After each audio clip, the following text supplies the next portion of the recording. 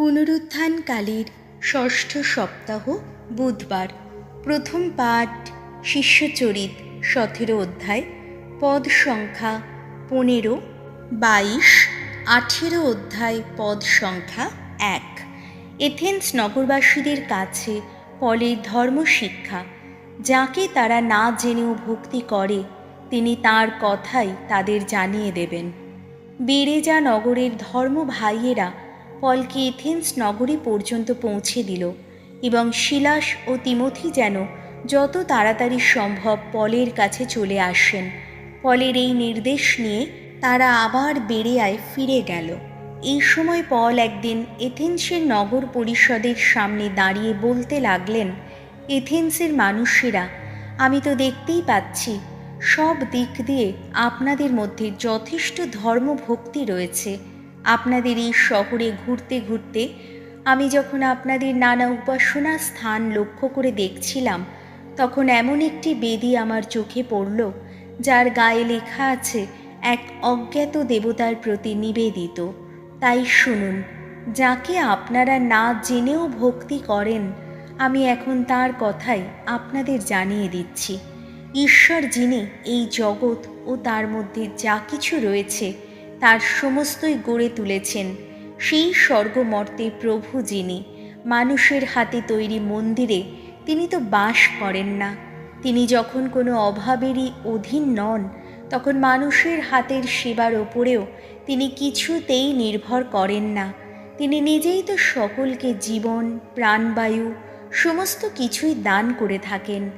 সমগ্র মানব জাতিকে একটি মাত্র গোত্র থেকে গড়ে তুলে তিনি গোটা পৃথিবীটাই তাদের আবাসভূমি করে দিয়েছেন এবং আগে থেকেই প্রত্যেক জাতির অস্তিত্বকাল ও তাদের বসবাসের অঞ্চল সীমাও তিনি স্থির করে রেখেছেন।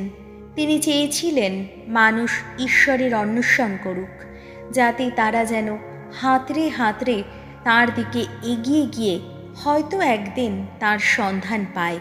অবশ্য আমাদের কারো কাছ থেকে তিনি যে দূরেই আছেন তা নয়, কারণ তাঁরই আশ্রয়ে আমাদের বেঁচে থাকা, আমাদের চলাফেরা, আমাদের অস্তিত্ব পেতে থাকা। আপনাদের নিজেদের কয়েকজন কবিও তো ঠিক এই কথাই বলে গেছেন। তারা বলেছেন, আমরা তো তাঁরই সন্তান।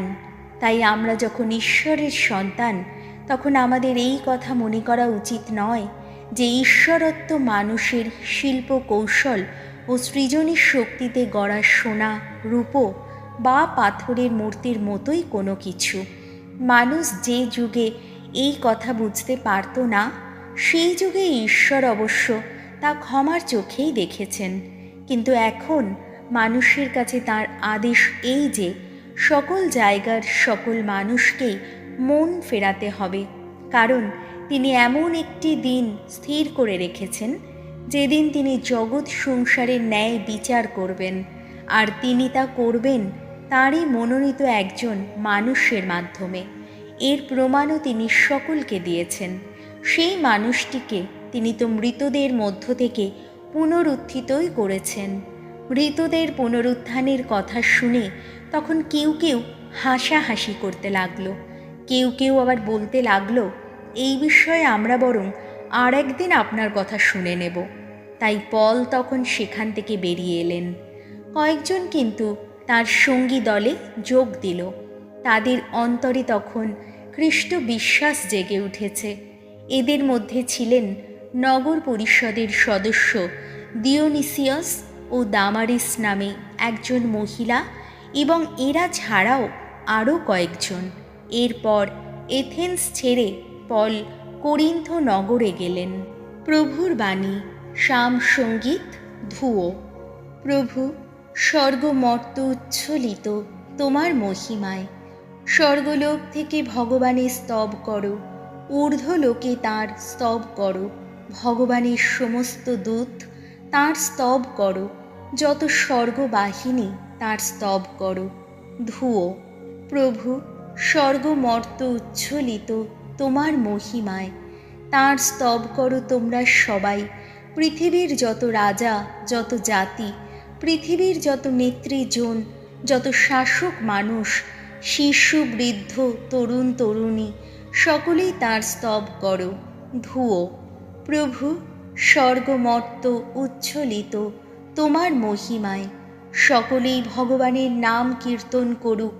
তার নাম তো, শুধু তারই নাম তো মহামহিয়ান, তার মাহাত্ম্য স্বর্গমর্তে সর্বত্রই বিরাজিত। ধুও। প্রভু, স্বর্গমর্ত উচ্ছ্বলিত তোমার মহিমায়, তিনি তার আপন জাতিকে করেছেন শক্তিতে মহান, তাই তো তার সকল ভক্তের কাছে, ইসরায়েলের মানুষ যারা, তার কাছের মানুষ যারা, তাদের সকলেরই কাছে তিনি নিত্য বন্দনীয়। ধুও। প্রভু, স্বর্গমর্ত উচ্ছ্বলিত তোমার মহিমায়, বাণী বন্দনা। জয় মৃত্যুঞ্জয়, জয় তোমারই জয়। পিতার কাছে জানাবো আমি প্রার্থনা, যিনি তোমাদের পরম সহায়ক, যিনি তোমাদের থাকবেন চিরসঙ্গী, তাকেই তখন পাঠিয়ে দেবেন তিনি। জয় মৃত্যুঞ্জয়, জয় তোমারই জয়।